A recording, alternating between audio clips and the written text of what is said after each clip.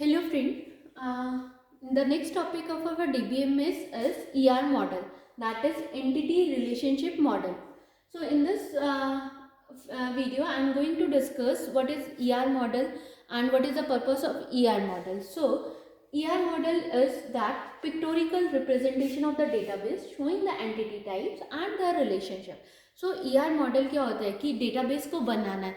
Before directly jump into the SQL queries, database बनाने से पहले फर्स्ट हमें क्या बनाना है, उसका ब्लूप्रिंट बनाना है on the piece of the paper कि हम डायरेक्टली हम कोड करना या डेटाबेस बनाना स्टार्ट नहीं कर दे. फर्स्ट उसको समझना है कि डेटाबेस में क्या एंटिटीज़ होगा, उन एक टेबल दूसरी टेबल से किस तरीके से कनेक्टेड होगा. That is known as ER model. Means हमें पहले क्या करना है, on the piece of the paper we have to make the blueprint of the database design, or we can say designing a database.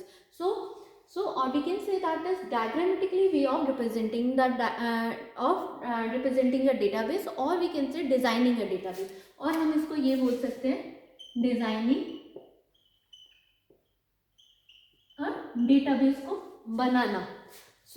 अगर हम कोई diagram base से समझते हैं तो वो क्या होता है, व्हाट इज द पर्पस क्या होता है, easy to understand for other DBA so that it can understand कि ये हमारा इसमें एंटिटी है, ये हमारा रिलेशनशिप है, ये एट्रीब्यूट्स रहेंगे. अगर हमें कोई भी एक पीस ऑफ पेपर में डायग्राम बना के बता देता है तो क्या होता है, हम इजीली समझ जाते हैं कि इस बुक में, इस टेक्स्ट में या इस पैराग्राफ में क्या बात हो रही है before going to read the long paragraphs. वही चीज़ है कि ER मॉडल की ER मॉडल में क्या होता है, डेटाबेस को बनाने से पहले हम क्या बनाते हैं, उसका एक डायग्राम बनाते हैं on the piece of the paper. और now we are talking about the components. कौन कौन से कंपोनेंट्स होते हैं ER मॉडल का, that is entity, attributes and the relationship. First we need to identify what is entity among the database.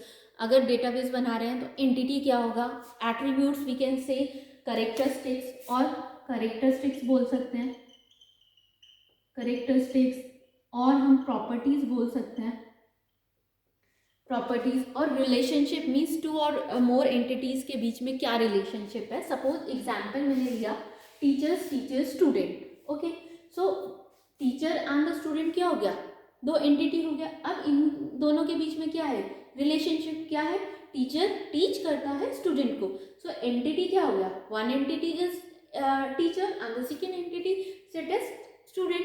अब relationship क्या हो गया, that is teachers, that is relationship among the two और more entities, दो entities के बीच में relationship. वही बोला था. Now the attribute.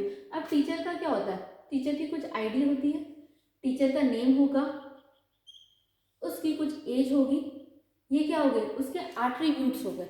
और वी कैन से उसकी कैरेक्टरिस्टिक्स होगी. Same as it is student का क्या होगा, रोल नंबर, नेम, एज. ठीक है, तो ये क्या हो गया, एक स्टूडेंट के फीचर्स. हम बोलते हैं ना इसके कौन कौन से फीचर्स है. सपोज ये मार्कर है तो मार्कर के कौन कौन से फीचर्स है, that is known as attributes. Features की बात करें, ये मार्कर है तो मार्कर क्या हो गया, एक ऑब्जेक्ट हो गया, that is called entity. But उसकी इस मार्कर के क्या क्या फीचर्स है, that is known as attribute. एक मार्कर दूसरे मार्कर से कैसे रिलेट कर रहा है, that is known as relationship. In this video I just discuss about the brief discuss about the ER model, purpose and the components.